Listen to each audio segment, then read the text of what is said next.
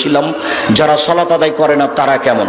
রাসূল সাল্লাল্লাহু আলাইহি সাল্লাম বলেন বাইনাল আবদু ওয়া বাইনাল কুফরি তারকুস সালাহ, যারা সালাত আদায় করে তারা মুসলমান, আর যারা সালাত আদায় করে না তারা কাফের। রাসূল সাল্লাল্লাহু আলাইহি সাল্লাম এক বৈঠকে বলেন মান তারাকা সালাতা মুতাআম্মিদান ফাকাদ কাফারা, কেউ যদি ইচ্ছাকৃত সালাত ছেড়ে দেয় তাহলে সে কাফের হয়ে গেল। বিবরণে এটাই বোঝা যায়। এই আলোচনা এই অংশ এই দুই কথাতেই শেষ করলাম।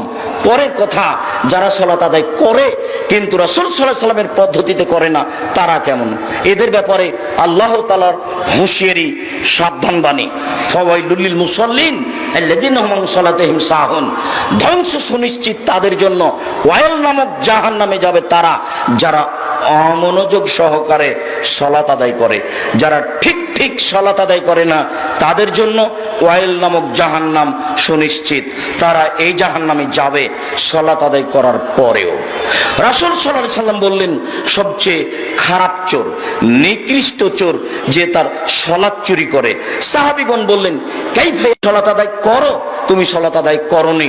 লোকটি আবার 2 রাকাত সালাত আদায় করে আল্লাহ রাসূলকে সালাম দিল। রাসূল সাল্লাল্লাহু আলাইহি সাল্লাম বললেন তুমি সালাত আদায় করো, তুমি সালাত আদায় করনি। লোকটি আবার 2 রাকাত সালাত আদায় করে আল্লাহ রাসূলকে সালাম দিল। রাসূল সাল্লাল্লাহু আলাইহি সাল্লাম বললেন তুমি সালাত আদায় করো, তুমি সালাত আদায় করনি। তখন লোকটি বলছে আল্লিমনি কাইফা উসাল্লি, কিভাবে সালাত আদায় করতে হবে সেটা আপনি আমাকে দেখিয়ে দেন, আমি তো এর চেয়ে ভালো করে সালাত আদায় করা জানি না। তখন রাসূল সাল্লাল্লাহু আলাইহি সাল্লাম তাকে বলে দিলেন রুকু সিজদার কথাটি। সম্মানিত দিনী ভাই বোন, আপনাকে এই অংশে যেটা বলতে চেয়েছি সেটা হলো এই, রাসূল সাল্লাল্লাহু আলাইহি সাল্লাম তাকে বললেন না যে তোমার সালাত হয়েছে তবে খুব একটা ভালো হয়নি। তিনি সরাসরি নাকচ করে দিলেন যে তোমার সালাত হয়নি।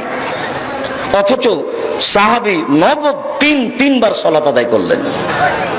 আরো কথা, আবু সাঈদ খুদরি, আলী, শোনো, পূর্ব দিক থেকে কতগুলি লোক বের হবে, তারা কোরআন মাজিদ পড়বে কিন্তু কোরআন মাজিদের সারমর্ম তাদের কণ্ঠনালীর নিচে যাবে না। তারা এত বেশি সালাত আদায় করবে তোমাদের সালাত তাদের কাছে কিছুই না। শোনো, তারা এত বেশি সিয়াম পালন করবে তোমাদের সিয়াম তাদের কাছে কিছুই না। তারা এত তাসবিহ তাহলিল জিকির আজকার করবে যে তোমাদের জিকির আজকার তাদের কাছে কিছুই না। আবু সাঈদ খুদরি, শোনো, তোমরা যদি তাদের পাও তাহলে তাদের হত্যা করো, এমন ভাবে হত্যা করবে আদ সামুদকে যেভাবে ধ্বংস করে দেওয়া হয়েছে, ধূলিসাৎ করে দেওয়া হয়েছে, আদ সামুদকে যেভাবে পৃথিবী থেকে একবারে সমূলে নষ্ট করা হয়েছে, এইভাবে তুমি তাদেরকে হত্যা করো। যারা হত্যা করতে পারবে বিচারের মাঠে তারাই সবচেয়ে বেশি নেকি পাবে। সম্মানিত দিনী ভাই বোন, একটু খেয়াল করেন, আমি আপনাকে বলতে পারছি না এই নামাজি সে নামাজি, তবে রাসূল সাল্লাল্লাহু আলাইহি সাল্লাম বলেছেন এক শ্রেণীর নামাজিকে হত্যা করতে হবে। হাদিস বুখারী মুসলিম।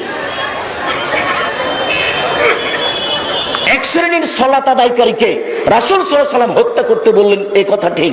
যদিও আপনাকে আমি বলতে পারছি না এই দল সেই দল, যদিও আব্দুর রব খুলনা সেই কালে বলে গেছেন এই দল টঙ্গীর দল। আব্দুর রব খুলনা রাহিমাহুল্লাহ এইভাবে তিনি খোলা মাঠে ঘোষণা দিয়ে গেছেন।